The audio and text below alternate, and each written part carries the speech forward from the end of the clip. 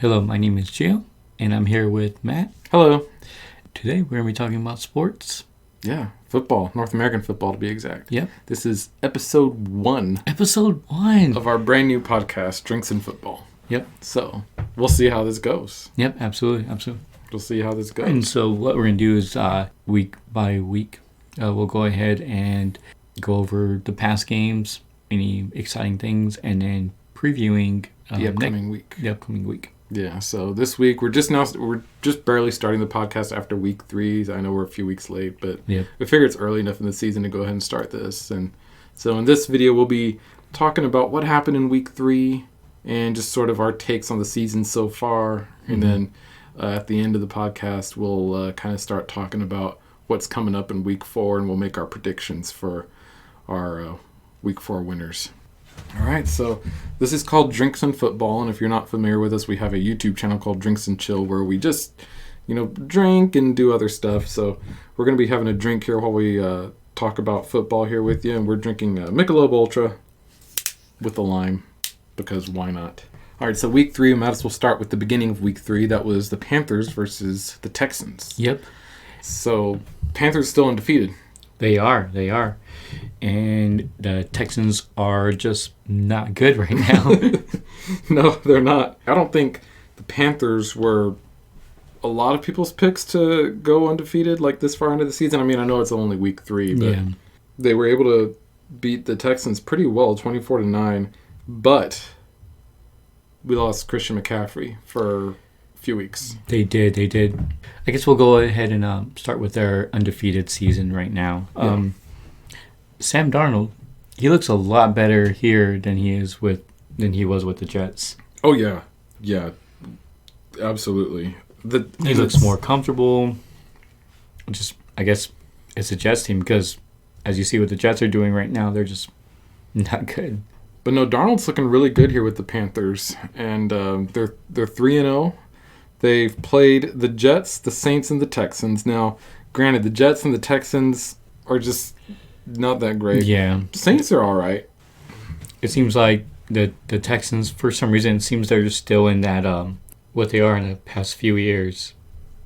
And without Deshaun Watson, I mean, they just can't withhold themselves. Yeah. So what do you think of the Panthers? Do you think that they're going to be a team to watch out for this season, or do you think they've just gotten off to a hot start? I think the team that they face kind of helped that. I mean, outside of that one with the Saints, who are up and down right now, I think they could be a dark horse team. I really do. But since Christian McCaffrey got hurt, I don't know how well they're going to be able to, because he's basically the sole focus. He is their best offensive player, if not their best players.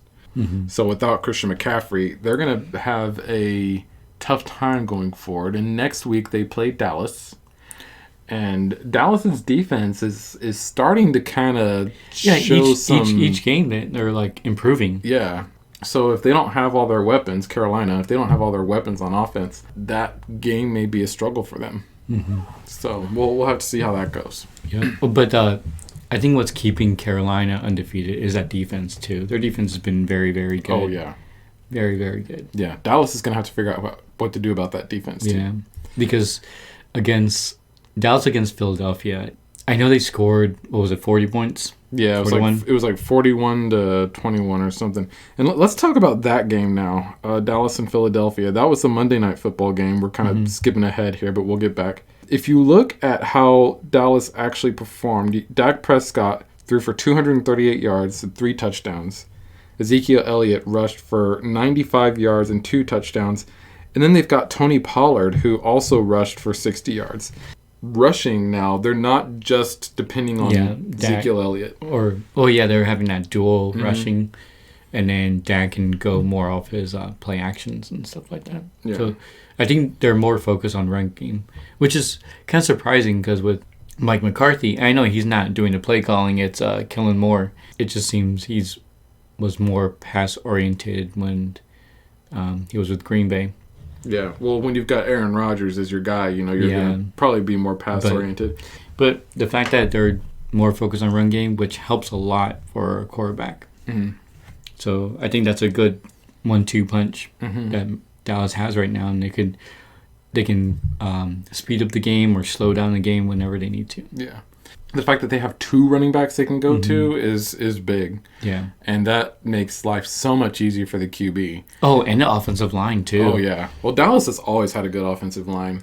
But, yes, with 2 good running backs, that offensive line, they're going to be a force to contend with this year. I think that defense is going to get a lot better, too, because they have 2 players that are out on defense, DeMarcus Lawrence and Keanu O'Neal. But yeah, Dallas is looking good, and I think every year Dallas sort of goes through this where they may get off to a good start or something, and I was like, oh my god, this is Dallas's year. And then they just go off this cliff. Yeah. Just so random. But if they can stay healthy, I think this might actually be the year for Dallas, which, being a non-Dallas fan living in Texas, sucks, because then you got to hear from all the Cowboys fans. But yeah, Dallas versus Philadelphia. I mean, they just dominated in that game. Yeah. And but I don't know if it's more of a Dallas or if it's more of Philadelphia, because Philadelphia didn't run the ball. Jalen Hurts just looked so awful with his decisions. So listen to this stat. So in that game, Dak Prescott threw the ball 26 times, completed 21 of them. Basically, between all the rushes, there were 41 rushing attempts. So 41 rushing attempts, 26 passing attempts from Dallas. Philadelphia, Jalen Hurts throws the ball 39 times, and there are 12 rushing attempts. 9 of those 12 were Jalen Hurts. I doubt all 9 of those Jalen Hurts rushes were designed rush plays. Yeah, they were just probably like scrambles. Yeah, exactly. Okay, you're really going to call what probably came out to less than 10 called rushing plays in the whole game. I mean, you're not going to win like that. No, and I understand that, they got behind really fast, but during a short period of time, that Philadelphia's defense was holding up, because they even got that strip sack in the end zone. Maybe it's just running it more at that time, slow the game down a little bit, but they just didn't. And then their defense was getting tired, and that's when it started getting out of hand really fast. That Cincinnati and Pittsburgh game, too. Oh, my goodness. I don't know what Pittsburgh's going to do. What's going on with Ben? I don't know. I really don't know. I think Pittsburgh has just not taken the steps they need to have their next guy there, because last season, Ben started looking tired, for lack of a better word. He started looking tired, and it looked like his age was catching up with him. And he said he wanted to play another year, so they're letting him play another year. He's just not really doing it.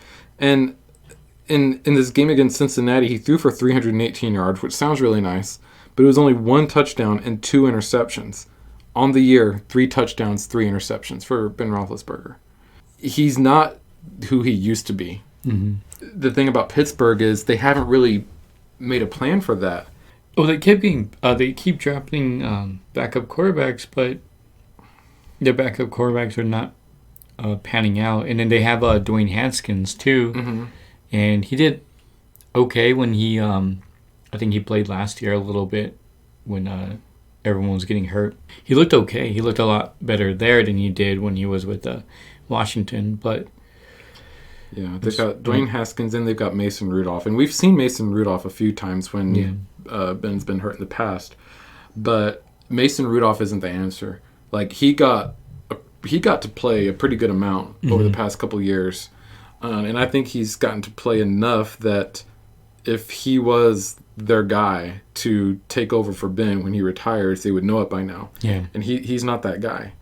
And the thing about it is, even if you say, you know what, we're done with Ben, are your other options any better? Yeah.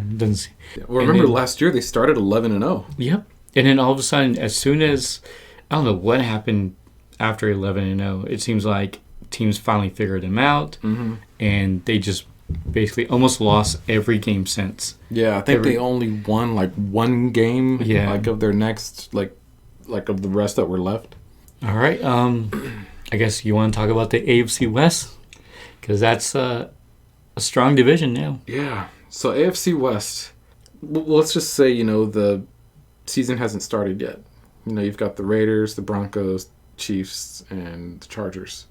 What if I told you at the beginning of the season, after week 3, the Chiefs would be in last place? Not just tied for last place. Just solely last place. Like, no, with Patrick Mahomes, no way. And Andy Reid, no way. Yeah. And the fact that they are now. Yeah. It's just crazy. Now, you look at who the Chiefs have played so far.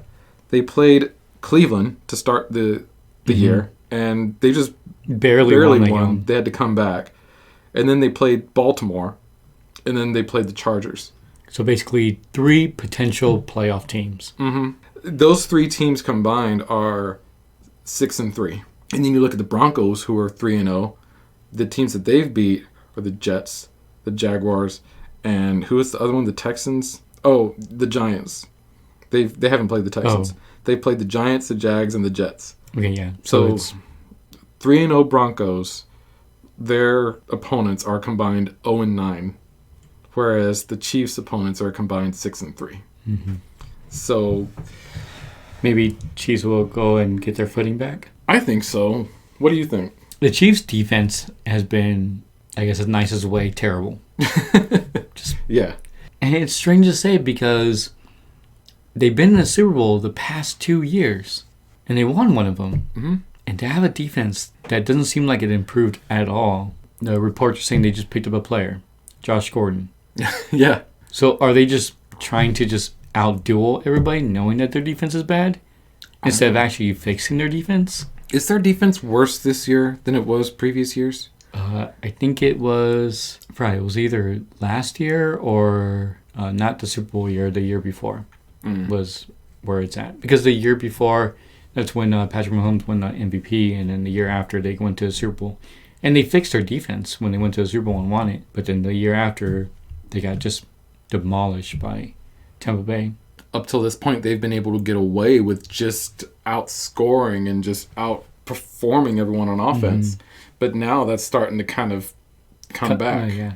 Everyone knows Patrick Mahomes is a very good quarterback. Mm-hmm. Very good. Like, great almost, right? Yeah. He has to be smarter with his decision-making. Because lately, he's been doing these more no-look passes, more these, I'm just going to throw it up and then my receivers are going to catch it type throws. He's got 3 interceptions on the year so far. Yeah. 9 touchdowns. So, I mean, mean, 2 of them came from this past game. One of them was against Baltimore, which was basically him falling down and throwing it up, and they got intercepted. Yeah, I remember so that. So that one, like, you know, just take the sack and then go another down. Yeah, and that's something that he used to be able to get away with, but I think teams are starting to wise up to the fact that, hey, this is how this guy plays. You know, we can start picking him off a lot better. He may throw passes that would be like unorthodox, or no, he won't try that. But now they're realizing that, you know what, yeah, he will try that, and I'm going to be there when he does. Mm-hmm. He's going to have to sort of clean up a little bit, and we'll see what that does for him as a player. Like, if he's willing to do it, or if he's like, no, this is how I play, I'm going to continue to do this. Yeah, but that AFC West, man. And in Oakland being undefeated. Las Vegas. Oh, yeah. Sorry, Las Vegas. Raiders being undefeated. Derek Carr is just going insane this year. I think he's like, breaking records, or either that or almost breaking records. Yeah, he's broken some kind of record, I know. He's averaging over 400 yards. Yeah, through 3 games, 1,203 yards. That's 401 yards per game that he's crazy. Averaging. Isn't that crazy? That is absolutely crazy. And the fact that he's doing these like clutch throws in overtime or trying to get to overtime, I don't know how long he's been in the league. I forgot. But when he was on his second year, I think. 8 years. 8 years. I think he was on his second or third year where they were calling for him being MVP that year. But then I think he got hurt and then it didn't pan out very well. Yeah. Because he made it to the playoffs and then they lost. I think this is like another, like him finally getting back to that point. And it might be an MVP year for him. Mm-hmm. We want to talk about Justin Tucker for a minute. That 66-yard field goal. Insane. Which Detroit should have won that game if it wasn't for that. If Detroit went against any other team, they would have won. Yeah. They would have won. Any other team, they would have won. Just because Justin Tucker, he's the most accurate quarterback? Kicker. Where am I going with this? Justin Tucker being the most accurate kicker of all time. of all time. Yeah. And now holds the record for the longest field goal. Mm-hmm. In a dome, which, like most other places, they usually do it in Denver. Is where most of the records are being broken. Like any other team in that position doesn't go for the kick. They go for the Hail Mary. It was awesome, but at the same time, it kind of sucks for the Lions because they're 0-3, but I feel like they shouldn't be 0-3. Yeah. So, I don't know. Before we start talking about week 4, I want to get your take on the Green Bay Packers because you are somewhat of a Packers fan. Yeah, just a little bit. Just a little bit. What's your take on Packers and, how they did last week and the whole Aaron Rodgers thing? The whole Aaron Rodgers drama. Mm-hmm. I'll admit that, and probably most people won't, but I'll admit that I got caught up in that drama where rumors and everything was going on, and the rumors that starting to show is true, where the organization was going to trade him and he didn't want to be traded and all that stuff. Then week 1 happened. Mm-hmm. And I was like, oh my gosh. His demeanor didn't look very good. Before the pregame, he even said, you know what, I have nothing left to prove. That's something you don't really want to hear from your quarterback. I don't have anything left to prove, because there's still a lot to prove, because he only has 1 Super Bowl. And then when he was like sitting on the bench and everything, and then after the end, after the game, he was like, oh, it's just 1 game. I was like, but this game counted. But then second week happened. The team played better. He played a little bit better. And then that amazing drive that happened with San Francisco. Mm-hmm.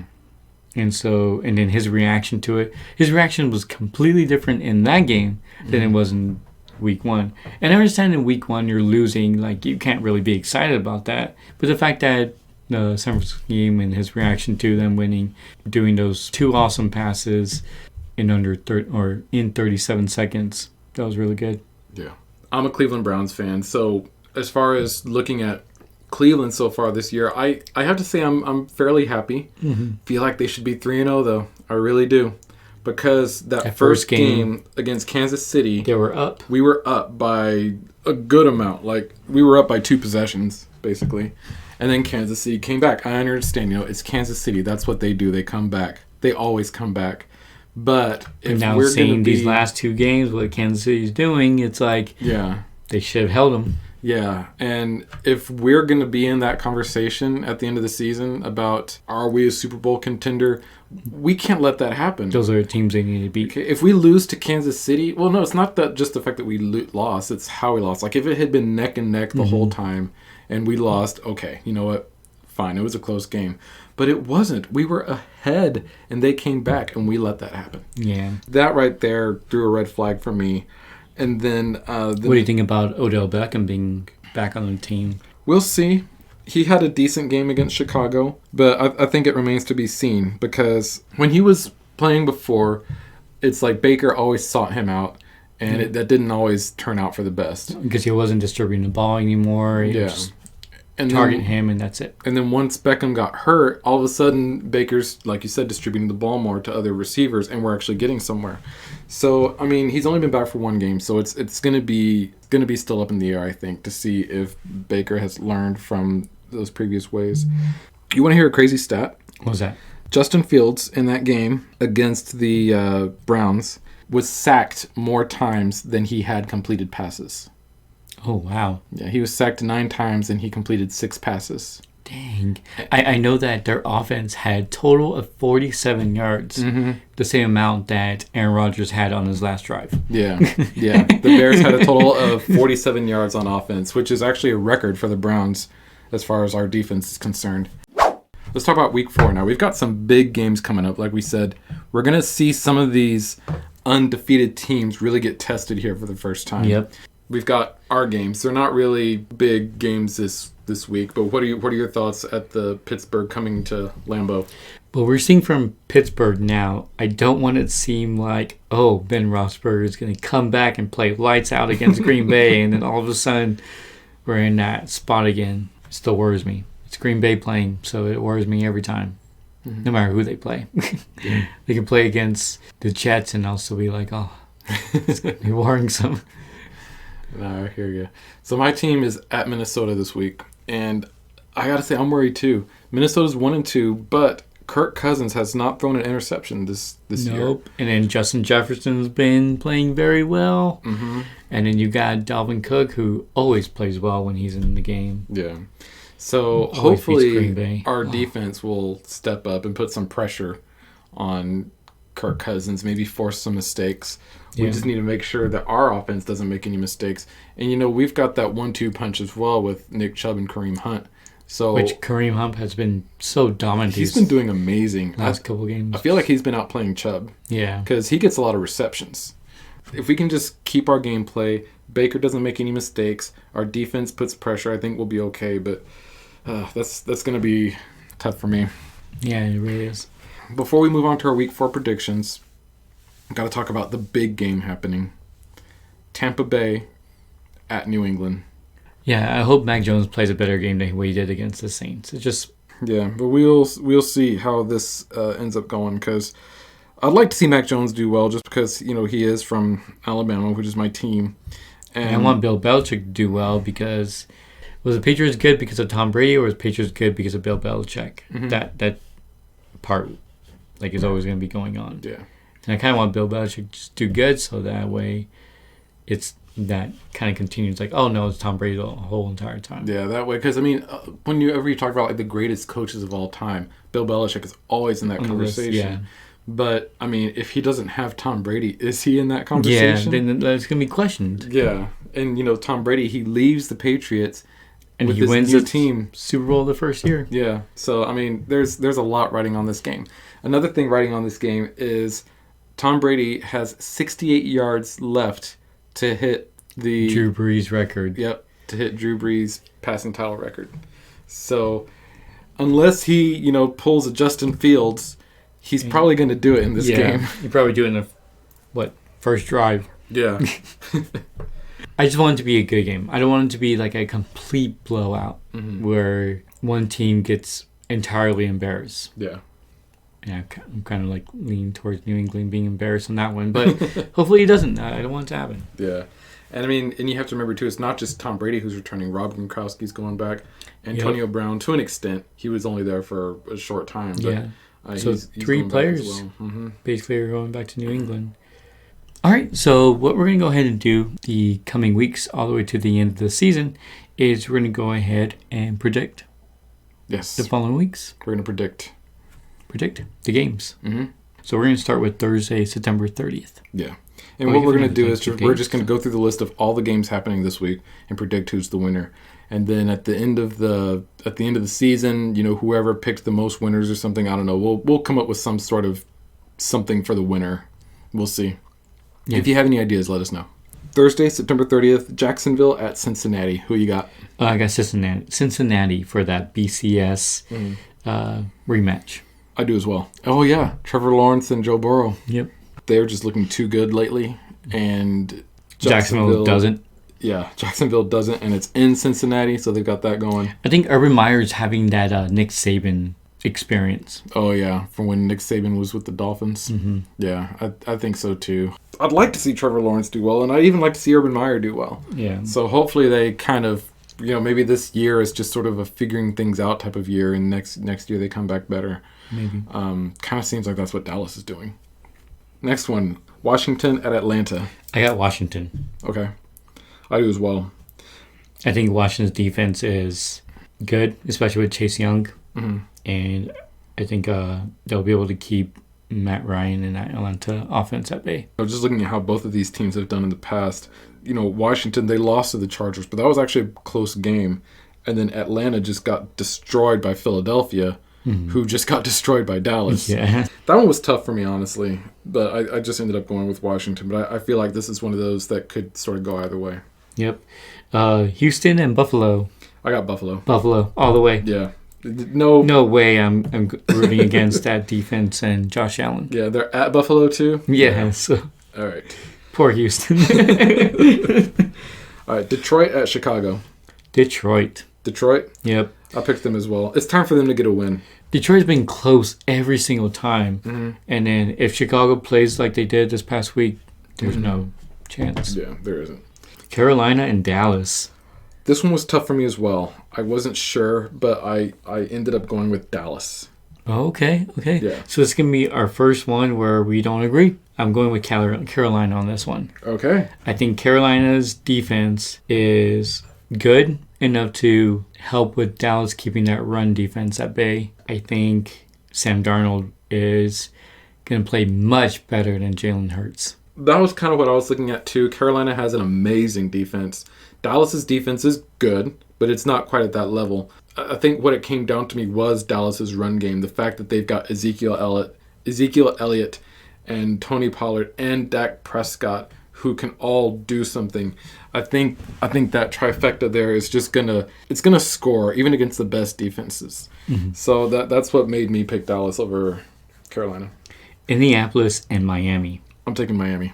Miami, I am too. I was kind of teetering on Indianapolis, but I don't know. It's going to be in Miami, and teams have such a hard time playing in Miami. Yeah. And I think that's what's going to give that edge. Yeah, especially how Miami did this past week against the Raiders. Mm-hmm. You know, they were in that game to the end. So yeah. I think Miami, even though like their quarterback situation is like a cluster right now, with, you know, Tua's out and they had Brissett in there, but they want Watson. It's like, just a lot going on there. I don't know what's going on there, but I feel like even with all that, I think they can beat Indianapolis, but it'll be close. Like I wanted Carson Wentz to do good, but it seems like he's stuck. All right, Cleveland at Minnesota. Cleveland. That's the right answer. Cleveland's defense, that run game, Baker Mayfield not make any mistakes, and that team is going to go places.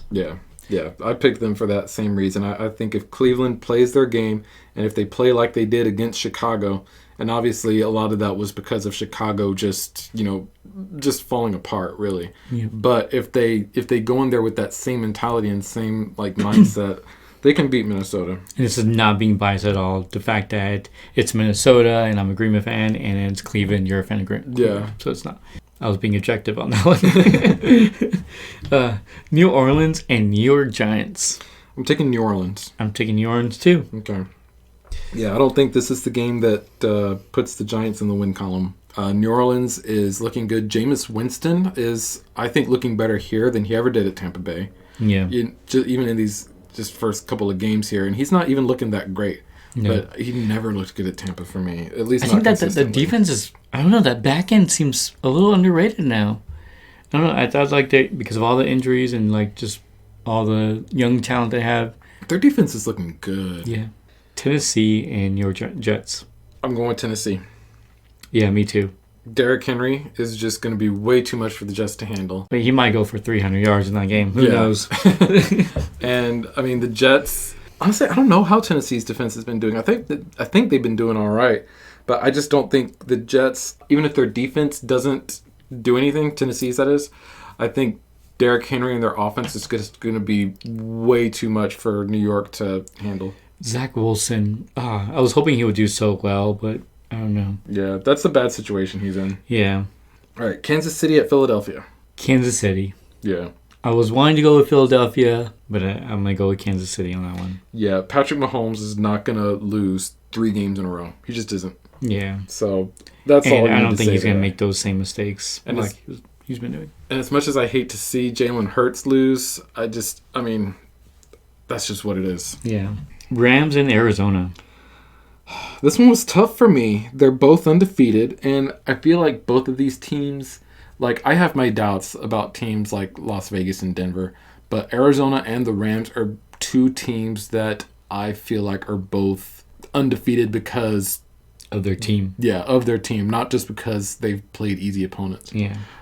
So that being said, I went with the Rams solely because they have home field advantage. Like, that was my only reason for going with them. See, I'm going with the Rams because of that defense. I think that defense is really, really good. Mm-hmm. And I think I like Matthew Stafford better than Kyler Murray. Mm. But also Green Bay went against Detroit Lions for a longest time. And I think Matthew Stafford is an underrated quarterback. I think he's a very, very good quarterback. He was just put in on the Detroit Lions. Yeah. All right, Seattle at San Francisco. I'm going with Seattle on this one. I know it's in Santa Clara. I don't know. I think Russell Wilson will have a backup. A comeback? A comeback. Not comeback year, but like a a game. I went with San Francisco here. You did? I did. Just because I think coming off of that Green Bay game, they're gonna be feeling some type of way. I don't know what it is. There's just something about Seattle that I feel like there's something going on there. I don't know if there's some sort of animosity between Russell Wilson and Carroll, if we've got like a Brady Belichick kind of situation going there, but I don't know what it is. Like, Seattle should be playing better than they are, but they're not. Yeah. And San Francisco is kind of playing what I expected them to be doing. And they're playing in San Francisco. So I went with San Francisco there. Okay. Baltimore and Denver. Baltimore. I'm going Baltimore too. This is going to be a wake-up call for Denver. Yep. I think either Denver, that defense is, they're going to prove that they should be a 3-0 team, 4-0 if that they win that game. But I think Baltimore will be that true test there. Yeah, I don't think they're going to know what to do with Lamar Jackson. I just don't. They're not going to know what to do with his running game. You got Lamar Jackson, you got Mark Andrews, you got Hollywood Brown. So, I mean, there's a lot of different pieces to that. Pittsburgh and Green Bay. I'm going Pittsburgh. You're going Pittsburgh? No. Of course you. Of course. Going Green Bay on this one Green too. Bay, yeah. Yeah. It's Hopefully in Lambeau. I mean, that right there is like, yeah.